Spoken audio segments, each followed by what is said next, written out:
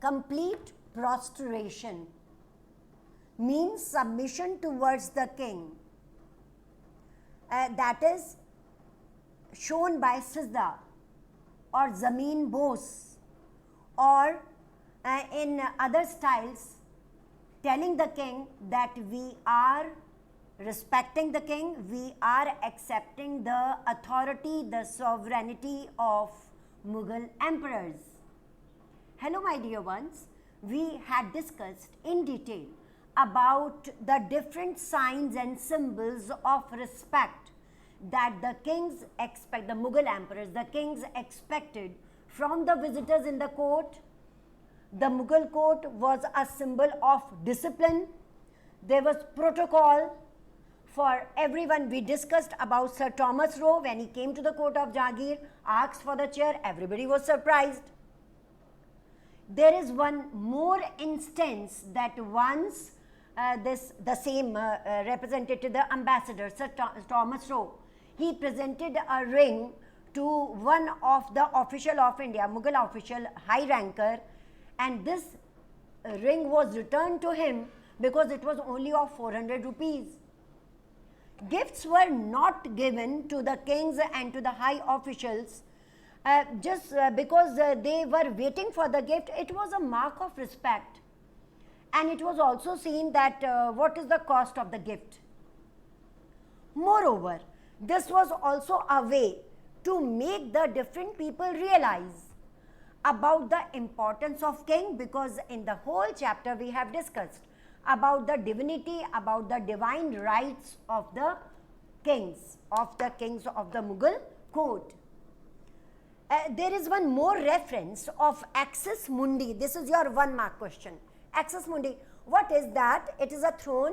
Like yesterday we discussed that Sulekul, a lion and a lamb is shown sitting together peacefully. Otherwise lion always eats lamb or goat, but they are sitting together under the throne of Shah Jahan, Jahangir. These symbols have been there. We can see in the pictures given in NCERT and all these. And there is an axis mundi which represents that the king is bearing the burden of the world on his shoulders, because on the throne there are 2 pillars, and on those 2 pillars there are symbols of the universe, the rising rays of the sun, the divine light. So that represents the axis mundi, and there is a canopy. Canopy, again 1 mark question, represents the sunshine, the divinity, the divine power to the kings. So all these symbols were there, and you know, there was protocol in the court. I told you that when the proceedings of the court were going on, everybody was expected to be seated in a very disciplined way, and if anyone wanted to go out of the court, it was not without the permission of the king. And if anything unwanted was committed by someone, if anything that is not in discipline, that is mischievous, so for that there were punishments also. So I want to tell you, and you must remember, that there was a decor, there was an aura of the Mughal court, and that was to be maintained. Now we will talk something about the household of the Mughals. It's a very easy topic of this chapter for you, the household. Before that, one more thing, that is, I told you about the titles yesterday and we left the topic over there. I told you that the titles were awarded. I also told you about the name. Note down it for 1 mark question. Jai Singh and Jaswant Singh. They were the 2 officials who were awarded with the titles. A very good title was Mirza Raja, that was awarded to many big officials of that time. And I also told you that some of the titles were earned through good work, but some of the titles were purchased. Like yesterday I told you, Mir Khan, he gave 1 lakh rupees to adopt the title of Alif, that A-L-I-F, and to get the alphabet of A, that is, he became Amir Khan. So like this, the titles were awarded. Actually, the titles, you know, they gave strength and energy to a person to work harder. And I told you that to earn a title means hard working. Work hard and get a title. And there are some references that titles were purchased also in some references of Abul Fazl's Akbarnama. Then we have the imperial household. In the imperial household, there were so many people living together, the royal family. There were the wives of the Mughal emperors. It was polygamy in the subcontinent at that time. You all know very well, polygamy, many marriages. In the whole Indian subcontinent, it was going on. In the imperial households, there were wives. There were, sometime Mughal emperor had many wives, more than 100 also, sometime. So there was a big area for the wives. They were of different types, like first category was given to the begums, and the begums belonged to the royal families. And apart from begums, there were agas and agachas. These are your 1 mark questions, agas and agachas. And there were concubines also, concubines, that is working for them, agas and agachas, that is concubines. Otherwise, there were relatives, there were friends, there were close relatives, there were grandparents, grandchildren, and brothers, sisters, slaves, servants. They all lived in the court, that is in the household.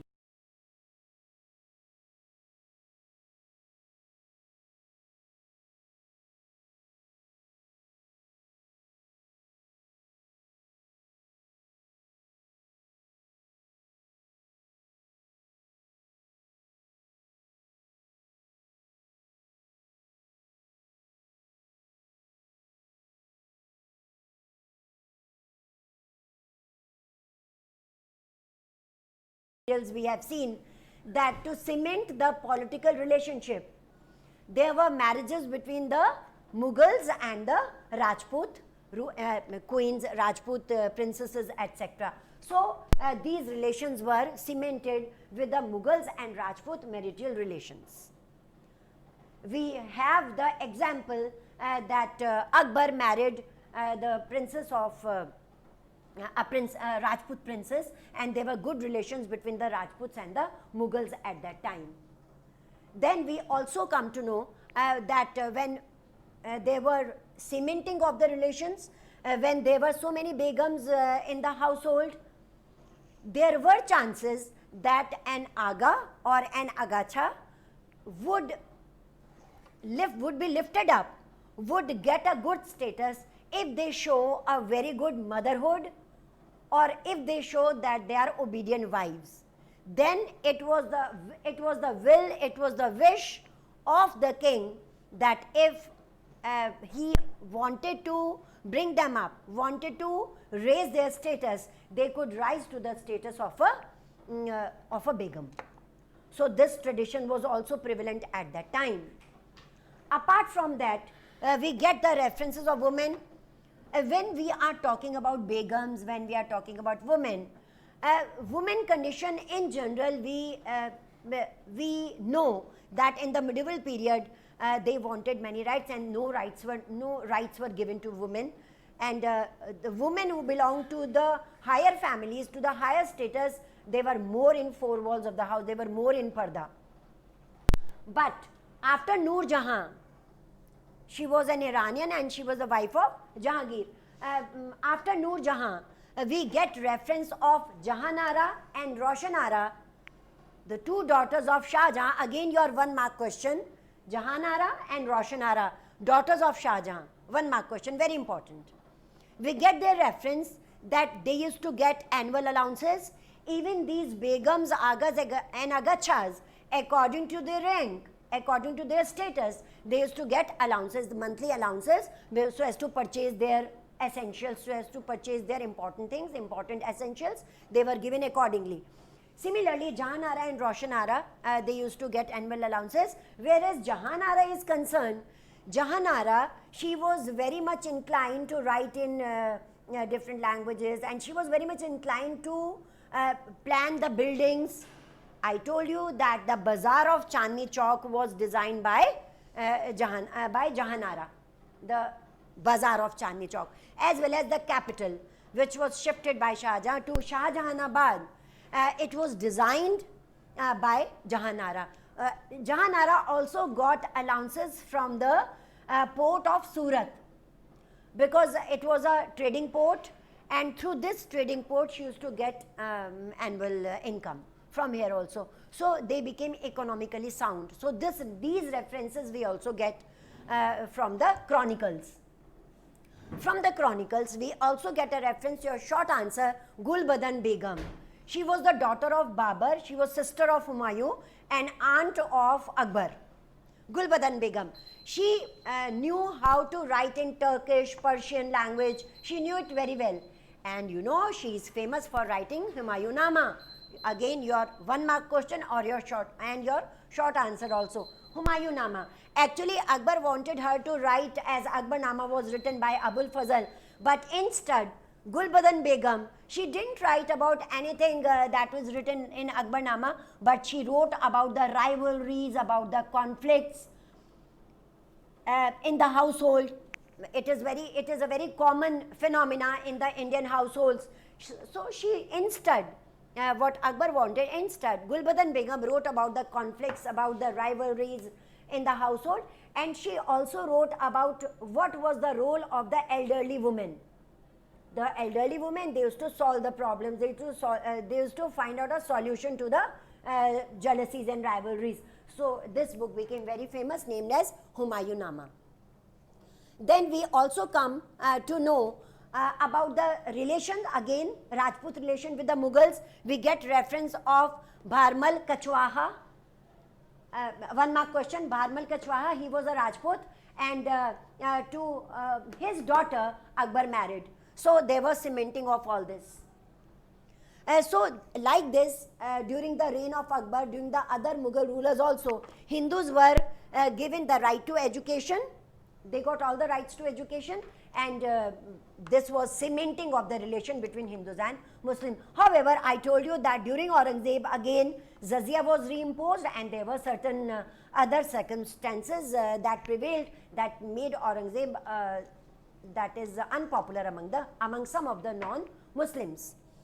Then we come to the ranks. We will discuss about the different ranks, about the Mansabdari system that was adopted by Akbar. We will also discuss in this topic that how, like today, when cabinets are formed, different sections, different castes are represented at the center. Similarly, in the Mughal court also, while organizing the corps, while organizing the different important units, different sections of the society, different religions and castes and regions, they were represented, and they rightly called it a guldasta, a bouquet, a guldasta. That is the different flowers together. So different sections of the society, different religions together. We will also discuss about what were jats and what were sawars, and we will also discuss that what was the system of dag, that is putting a dag on the horses, so that good horses are meant for the cavalry, for the army, to be stationed for the protection and for the expansion of the Mughal empire. So till then, prepare your notes. We will meet again with a new lecture with some new topics for you. A goodbye from me.